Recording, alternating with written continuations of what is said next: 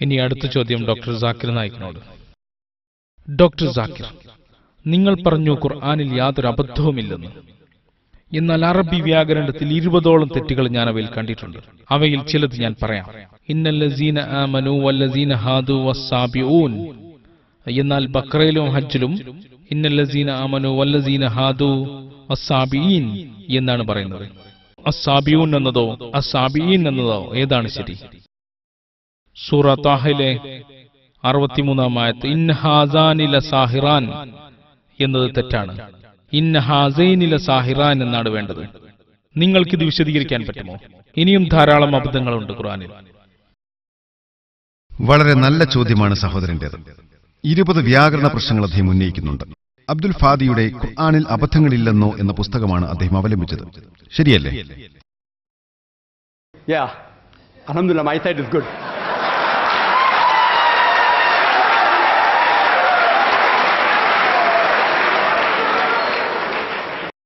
എണ്ണത്തിനും ഒരുമിച്ച് ഞാൻ മറുപടി പറയാം. കാരണം ഞാൻ ആ പുസ്തകം വായിച്ചിട്ടുണ്ട്. ഇൻഷാ എല്ലാ അറബി വ്യാകരണവും ഖുർആനിൽ നിന്നുള്ളതാണ്. അത് ഏറ്റവും വലിയ അറബി സാഹിത്യ ഗ്രന്ഥമാണ്. അത് അറബി വ്യാകരണത്തിന്റെ ടെക്സ്റ്റ് ബുക്കാണ്. അതിലൊരു തെറ്റുമില്ല.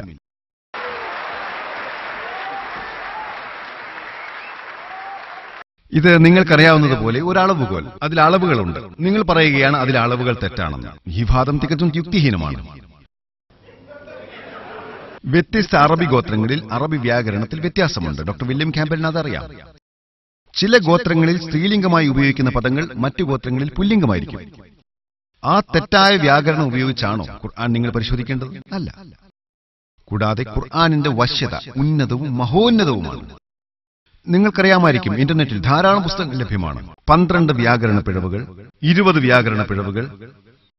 നിങ്ങൾ വിചാരിക്കുന്നുണ്ടോ ക്രിസ്ത്യാനികൾ ഇവ ഉദ്ധരിക്കുമെന്ന്? ആരാണ് ഇവ ഉദ്ധരിക്കുന്നത്? മുസ്ലിങ്ങളാണ് ഇവ ഉദ്ധരിക്കുന്നത്. സമഷ്കരിയെ പോലുള്ള മുസ്ലിം പണ്ഡിതർ എന്താണ് അവർ ചെയ്തത്? അറബികളുടെ പാരമ്പര്യ പ്രയോഗങ്ങളെക്കാളും എത്രയോ ഉന്നതമാണ് അറബി വ്യാകരണം. ഖുർആൻ വ്യാകരണം ഉന്നതമാണെന്ന് തെളിയിക്കാൻ ചില ഉദാഹരണങ്ങൾ അവർ നൽകുന്നുണ്ട്. ചില ഉദാഹരണങ്ങൾ ഞാൻ നൽകാം. നിങ്ങളുടെ 20 ചോദ്യങ്ങൾക്ക് മറുപടിയായി അത് ധാരാളമാണ്. ഖുർആൻ വായിച്ചാൽ നിങ്ങൾക്ക് കാണാം, ലൂത്ത് നബിയുടെ സമൂഹം എല്ലാ പ്രവാചകന്മാരെയും നിഷേധിച്ചതായിട്ട്. അവർ പ്രവാചകന്മാരെ നിഷേധിച്ചു എന്നാണ് പറയുന്നത്.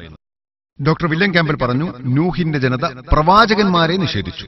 ചരിത്രത്തിൽ നിന്ന് നമുക്ക് മനസ്സിലാക്കാൻ സാധിക്കും അവരിലേക്ക് ഒരു പ്രവാചകനാണ് നിയോഗിതനായതെന്ന്. അതിനാൽ ഇതൊരു വ്യാകരണ പിശകാണ്.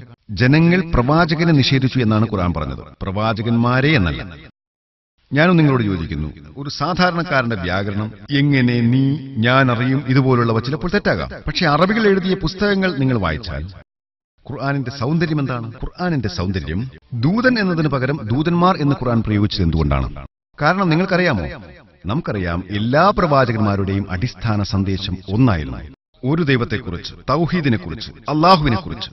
ലൂത്ത് നബിയുടെ ജനതയെക്കുറിച്ച് വിവരിക്കുമ്പോൾ ലൂത്ത് നബിയുടെ ജനത പ്രവാചകന്മാരെ നിഷേധിച്ചു. ഇത് പറയുന്നത് ലൂത്ത് നബിയെ നിഷേധിച്ചത് വഴി പരോക്ഷമായി അവർ എല്ലാ പ്രവാചകന്മാരെയും നിഷേധിച്ചിരിക്കുന്നു.